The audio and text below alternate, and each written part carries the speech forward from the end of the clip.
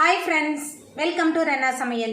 இன்றைக்கி என்ன சமையல் பார்க்க போகிறோன்னா, எளிமையான முறையில் செய்யக்கூடிய முருங்கைக்காய் உருளைக்கிழங்கு புளிக்குழம்பு தான் பார்க்க போகிறோம்.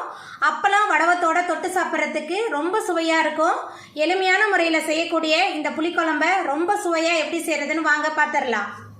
புளிக்குழம்பு பண்ணுறதுக்கு எண்ணெய் சேர்த்துடலாம். 3 டேபிள் ஸ்பூன் எண்ணெய் சேர்க்குறேன். எண்ணெய் சூடாகி வரட்டும். எண்ணெய் சூடாகி வந்துட்டு 1 ஸ்பூன் வெந்தயம் சேர்த்துடலாம். வெந்தயம் நல்லா பொரிய ஆரம்பிச்சிருச்சு. பொடியாக நறுக்கின 10 சின்ன வெங்காயம் சேர்த்துடலாம். அது கூடவே 10 பல் பூண்டு, கொஞ்சமாக கருவேப்பிலை சேர்த்துட்டு எல்லாத்தையும் நல்லா வதக்கிடலாம். வெங்காயமும் பூண்டும் நல்லா வதங்கி வரணும். நல்லா வதக்கிடலாம். வெங்காயம் பூண்டு நல்லா வதங்கி வந்துருச்சு. இப்போ இதில் ஒரு தக்காளி பழமும் 2 பச்சை மிளகாவும் சேர்த்துடலாம். சேர்த்துட்டு நல்லா வதக்கிடலாம். புளிக்குழம்புக்கெல்லாம் சின்ன வெங்காயம் சேர்த்து செஞ்சாதான் நல்ல சுவையாக இருக்கும். சின்ன வெங்காயம் கிடைக்கலன்னா இங்கே பெரிய வெங்காயம் கூட சேர்த்து செஞ்சுக்கோங்க. தக்காளி, பச்சை மிளகாய் எல்லாம் நல்லா வதங்கிருச்சு. இப்போ இதில் நம்ம காயெல்லாம் சேர்த்துடலாம். ஒரு உருளைக்கிழங்கு, ஒரு முருங்கைக்காவும் எடுத்து வச்சுருக்கேன்.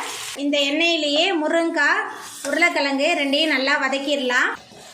முருங்கைக்காய், உருளைக்கிழங்கு கூட கத்திரிக்காய் போட்டு செஞ்சாலும் நல்ல சுவையாக இருக்கும். இந்த புளிக்குழம்பு எண்ணெயிலே வதக்கி செய்யும்போது இன்னும் நல்லா சுவையாக இருக்கும். முருங்கைக்காய், உருளைக்கிழங்கு எண்ணெயில் நல்லா வதங்கிருச்சு. இப்போ இதில் மசாலா தூள்லாம் சேர்த்துடலாம். குழம்பு மிளகாய்த்தூள் 3 டேபிள் ஸ்பூன், மஞ்சத்தூள் 1 ஸ்பூன், குழம்புக்கு தேவையான அளவுக்கு உப்பு எல்லாத்தையும் சேர்த்துட்டு இந்த எண்ணெயிலேயே திரும்பவும் நல்லா வதக்கிடலாம். அதுக்கப்புறமா நெல்லிக்காய் சைஸ் புளியை தண்ணியில் ஊற வச்சு கரைச்சி வச்சுருக்கேன். இப்போ புளி தண்ணி சேர்த்துடலாம். அதுக்கப்புறமா குழம்புக்கு தேவையான அளவுக்கு தண்ணி சேர்த்துடலாம். தண்ணி சேர்த்துட்டு நல்லா கலந்தாச்சு. இப்போ ஒரு மூடி போட்டு வேக வச்சிடலாம். முருங்கைக்காய், உருளைக்கிழங்கு நல்லா வெந்து வரட்டும். பாருங்க, நம்மளோட குழம்பு நல்லா கொதிச்சு எண்ணெயெல்லாம் பிரிஞ்சு வந்துருச்சு. முருங்கைக்காய், உருளைக்கிழங்கு எல்லாமே வெந்துருச்சு. இப்போ நம்ம அடுப்பு ஆஃப் பண்ணிடலாம். அவ்வளோதாங்க, நம்மளோட சுவையான முருங்கைக்காய், உருளைக்கிழங்கு புளிக்குழம்பு ரொம்ப சூப்பராக ரெடி ஆகிட்டு.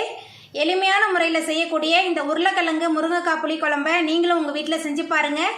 இந்த வீடியோ உங்களுக்கு பிடிச்சிருந்தா லைக் பண்ணுங்கள், ஷேர் பண்ணுங்கள், கமெண்ட் பண்ணுங்கள், சப்ஸ்கிரைப் பண்ணுங்கள். அப்படியே பக்கத்தில் உள்ள பெல் பட்டனையும் கிளிக் பண்ணிடுங்க. நன்றி.